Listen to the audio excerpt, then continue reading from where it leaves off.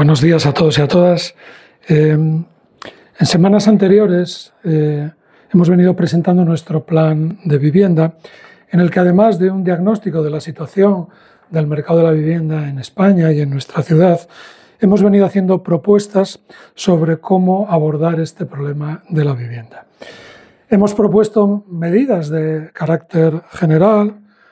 entendiendo que todas las medidas que se adopten en este ámbito tienen que tener un horizonte temporal amplio, que deben implicar a las distintas administraciones públicas con competencias en la materia y que pongan un foco especial en el estímulo de la oferta de vivienda, sobre todo de la vivienda de alquiler. También hemos propuesto medidas como el fomento de la colaboración público-privada, una mejora en la gestión de los procesos administrativos relacionados con las políticas de urbanismo, impulso a las políticas de generación de suelo, potenciar la rehabilitación de viviendas o revisar la fiscalidad de la vivienda y del suelo. Y aparte de estas medidas de carácter general, hemos propuesto otras medidas más concretas. Una de ellas fue la creación de un portal web de suelo público que llevamos al Pleno del pasado mes de junio, o la movilización de suelo por parte del Ayuntamiento. Decíamos que el Ayuntamiento tiene un amplio patrimonio público de suelos residenciales y dotacionales que entendemos que tiene que movilizar y poner a disposición de los gijoneses y las gijonesas, en especial de las personas más jóvenes y de los colectivos vulnerables, para hacer en ellos, sobre todo, vivienda pública de alquiler a precios asequibles y vivienda protegida de precio limitado. Las ventajas de los suelos dotacionales, que ya lo comentamos también, es que es un suelo que abunda en la ciudad. El Ayuntamiento lo tiene porque lo recibe como cesión en las diferentes operaciones urbanísticas que se realizan en la ciudad. Está distribuido por toda la ciudad, lo que evita también la estigmatización de viviendas públicas en determinadas zonas concretas, y es además suelo que se obtiene de forma gratuita por la Administración, puesto que proviene del reparto de cargas y beneficios del sistema urbanístico español. Y movilizando sus suelos dotacionales y residenciales, habíamos propuesto la construcción de más de 300 viviendas en diferentes suelos repartidos por toda la ciudad, que ya os presentamos en su día, en el Coto, en Viesques, en Roces, en La Camocha, en el Rix, en el Lauredal, en Nuevo Gijón o en Tremañes. Hoy queremos anunciaros también la actuación en otros suelos concretos en los que creemos que se puede actuar para llevar a cabo la construcción en ellos de vivienda pública. Se trataría de los terrenos de Naval-Gijón y los terrenos liberados para la integración del ferrocarril en la ciudad. Hay que partir de la base de que cualquier propuesta de ordenación que se haga en estos ámbitos precisa o hace aconsejable un estudio previo liderado por profesionales de la arquitectura y apoyados por un equipo multidisciplinar que concrete cuáles son las mejores soluciones urbanísticas para cada área. En el caso de Naval-Gijón, lo que proponemos es la introducción de una dotación en la modalidad de alojamiento residencial, que surgiría no de las determinaciones de la ficha, sino de la necesidad y la voluntad de generar una edificación singular que tuviese como objetivo proveer de usos residenciales al futuro parque tecnológico. De tal modo que esta dotación pudiese albergar vivienda, bien para jóvenes que trabajasen en el parque, o bien para facilitar la llegada de personas investigadoras de alto nivel que se desplazasen a la ciudad para trabajar en proyectos de I+D+I, al modo del Talent House de San Sebastián. De esta forma se favorecería también la mezcla de usos dentro del ámbito y la ruptura del monocultivo de usos productivos, tecnológicos o terciarios. Hay que tener en cuenta en este sentido que los planes especiales tienen por objeto desarrollar y completar las determinaciones previstas en los instrumentos de ordenación territorial y también en el propio Plan General de Ordenación en cualquier clase de categoría y de suelo, y en concreto en la reforma interior de la ordenación existente en ámbitos concretos de suelo. En este sentido, creemos que el plan especial tendría capacidad legal para completar las determinaciones del plan general y creemos que podría y debería incorporar al ordenamiento una dotación en esa modalidad que os digo de alojamiento residencial como la que proponemos, vinculada al personal que trabaje en el parque o a proyectos de investigación. Si la dotación la incluimos en una ordenanza similar a la del parque tecnológico, la ocupación máxima de la parcela sería del 50%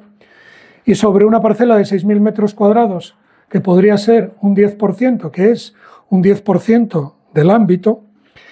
y habláramos, por ejemplo, de planta baja más 3 alturas, sin ocupar la planta baja, obtendríamos una edificabilidad aproximada de 9.000 metros cuadrados.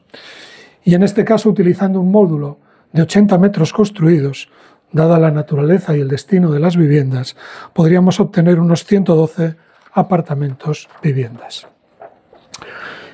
Un proyecto que, además de poder dar alojamiento residencial a los trabajadores jóvenes del futuro parque, permitiría, como os digo, facilitar la llegada de investigadores que se desplacen a nuestra ciudad por primera vez para ejercer su labor de investigación o trabajar en proyectos de I+D+I. Se trataría, en definitiva, de impulsar la comunidad científica, de favorecer la difusión del conocimiento tecnológico y el acceso a espacios de encuentro para el trabajo. Por supuesto, la dotación podría contar con espacios o zonas comunes para el trabajo de los residentes. No se trataría, pues, de un proyecto tradicional de vivienda a sumar a otras propuestas que hemos efectuado, sino que es un proyecto distinto, pensado para un usuario muy concreto y con unas condiciones de uso donde la temporalidad es uno de sus rasgos característicos y su vinculación a un proyecto científico o al trabajo en el propio parque. Por lo que respecta a los terrenos liberados del plan de vías, lo primero que tenemos que señalar es que tras la celebración del Consejo de Administración que tuvo lugar en abril, lo primero que tenemos que evidenciar es la falta de la determinación de la edificabilidad final del ámbito. Pues frente a la propuesta que hizo el gobierno local para reducir la edificabilidad residencial, el secretario de Estado declinó cualquier decisión sobre la propuesta por las elementales consecuencias jurídicas, dijo, que esto tendría para la sociedad mercantil al privar a la empresa de uno de sus activos más importantes, remitiendo la decisión sobre esta cuestión a un momento posterior e incluso dejando encima de la mesa la posibilidad de que esa edificabilidad que se perdía en esta zona se le diese en otro lugar de la ciudad. Esto a día de hoy no ha cambiado. Se está aún lejos de alcanzar un acuerdo sobre una propuesta concreta y, de hecho, el Principado ha propuesto la realización de un estudio comparativo que prevea diferentes supuestos y edificabilidades distintas para ver los resultados urbanísticos y económicos de cada una de las propuestas. En todo caso, y sea cual sea la solución final a la que se vaya, parece que va a ser absolutamente necesario modificar tanto el Plan Especial de 2008 como el Plan General de Ordenación si definitivamente se opta por reducir edificabilidades, modificar zonas verdes, modificar viales y, en definitiva, modificar el ámbito de esa APU 1. Por esa indefinición no vamos a entrar ahora en hipótesis sobre la actuación que finalmente se va a llevar a cabo en estos terrenos, la edificabilidad que puede tener o la configuración urbanística. En todo caso, creemos que la ordenación que se lleve a cabo debe ser compatible, primero, con la generación de un parque lineal que dé continuidad a la zona verde desde los jardines del Tren de la Libertad hasta la estación y el Parque de Moreda, creándose así una zona verde continua desde el centro de Gijón a la zona oeste. La creación también de una dotación de suficiente entidad para albergar dotaciones públicas. Esta es una zona que si va a ser edificada de alguna forma, en la forma que dice el gobierno local o en la que prevé el Plan General de Ordenación,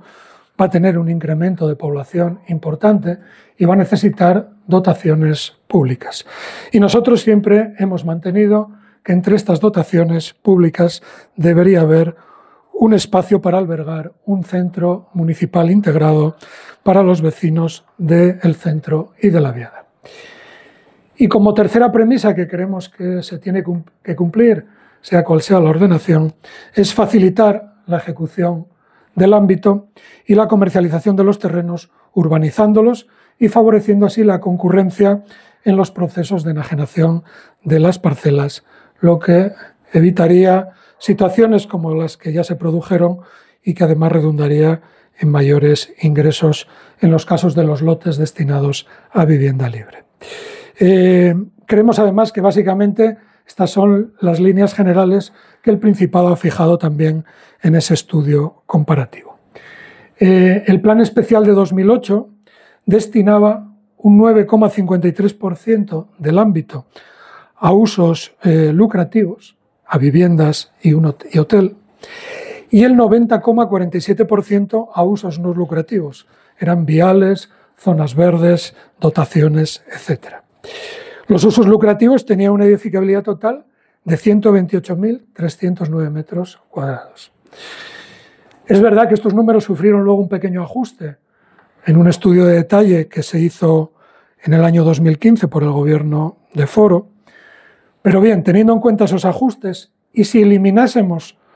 la edificación del ámbito del solarón, en los jardines, la parcela más al centro, lo que es los jardines del Tren de la Libertad, siguiendo la propuesta del gobierno local, estaríamos ganando 7.600 metros de zonas verdes y perderíamos una edificabilidad de 44.669 metros cuadrados, es decir, un 34,81% de la edificabilidad total del ámbito, del uso lucrativo. Nos restaría, por lo tanto, en el resto de la pieza una edificabilidad de 83.640 metros, de los cuales 7.500 serían para usos hoteleros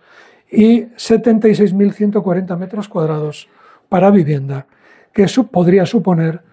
la ejecución de unas 760 viviendas aproximadamente.